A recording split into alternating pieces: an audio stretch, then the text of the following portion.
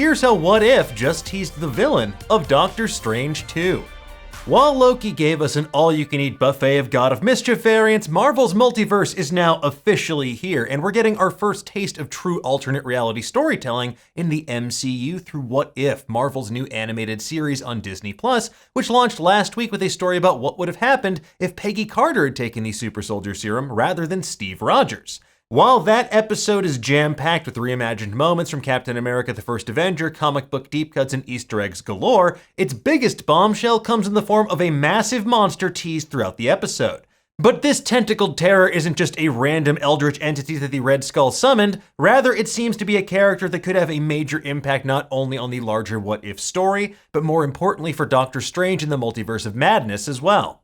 Now, in order to talk about this in detail, we do need to spoil the first episode of What If more than we already have. And if this theory is correct, it could be considered a spoiler for Doctor Strange in the Multiverse of Madness too. So if you're worried about that kind of thing, well, find the nearest portal and get on out of here, chop chop.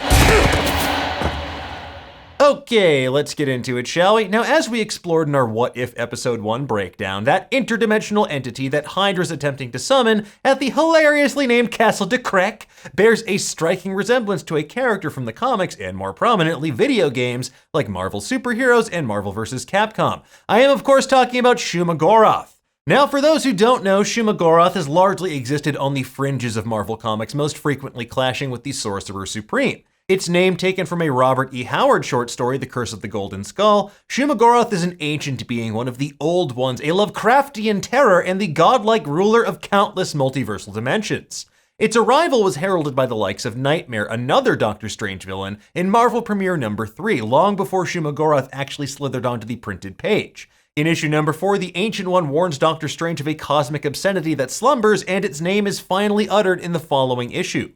Created by Steve Englehart and Frank Brunner, Shuma-Gorath finally appeared in Marvel Premiere number 10, a giant eyeball with even bigger tentacles, to wage war with the Sorcerer Supreme inside the Ancient One's mind. In order to spell Shuma's Duma, though, Strange is forced to kill the Ancient One, which is very bad news indeed for certain Tilda Swintons. In Marvel Fact Files number 46, Shuma-Gorath is described as an extra-dimensional being of nearly unimaginable power who dwells in his own chaos dimension. Previously, Shuma-Gorath and the other Old Ones, or Many-Angled Ones, ruled the Earth and demanded human sacrifices in ancient times until they were banished by Neg, I don't know how it's pronounced, I've never said it out loud, a time-traveling sorcerer from the 31st century. So not quite a Kang watch, but interesting that they're from the same time period, so makes you think. So we've established two important traits here. Shuma-Gorath used to control the Earth in ancient times, and it can also invade other realities by possessing the minds and bodies of other people. Now let's be real, we know the Eternals aren't going to be the one to stop it, they don't do diddly squat, they want to watch from the sidelines instead, so consider the following.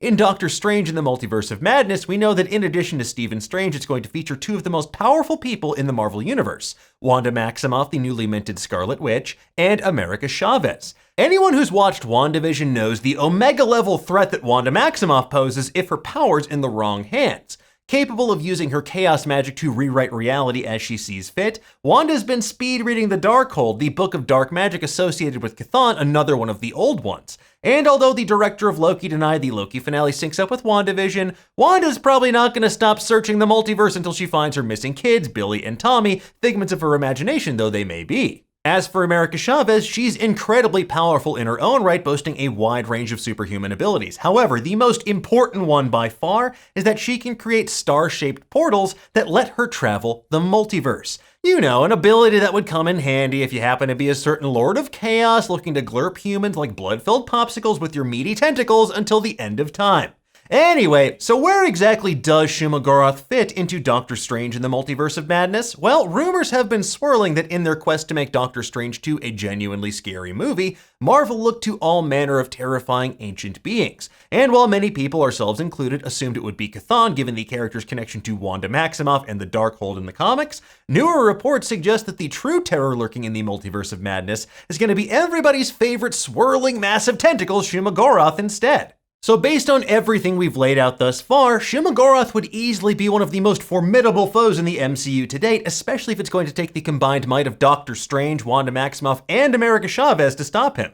And while Kang the Conqueror is going to be the true overarching villain of the multiverse saga that launched at the end of Loki, Shuma-Gorath is a fitting villain for the Sorcerer Supreme sequel, and it'll give our heroes a major run for their multiversal money. And much like Loki teased what's to come with its final episode, What If is seemingly laying the groundwork for future stories as well. As we mentioned in our episode 1 breakdown, we know from the What If trailers that we haven't seen the last of Peggy Carter and that there's a Doctor Strange-centric episode on the way. One shot in the trailers features Peggy standing face to face with Doctor Strange in a mysterious environment that looks like a dead ringer for these panels from Shuma-Gorath's debut in Marvel Premiere number 10. Now, perhaps this could take place during Peggy's temporal displacement at the end of episode 1, because we see her enter into a portal at Castle D'Crack with the creature, only to emerge moments later, having cut off several tentacles with her sword, and she makes the horrifying discovery that 70 years have passed in her world. Or perhaps this Sorcerer Supreme senses that something's amiss with the multiverse, and he winds up crossing paths with Peggy Carter, someone that he knows once left her own dimension to prevent Shuma-Gorath from gaining a tentacle hold on Earth.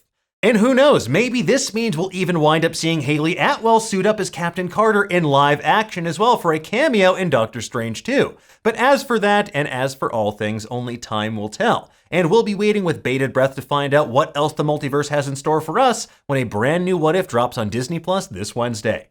In the meantime, though, tell us, what do you think of this theory? Who do you think the villain of Doctor Strange in the Multiverse of Madness will be?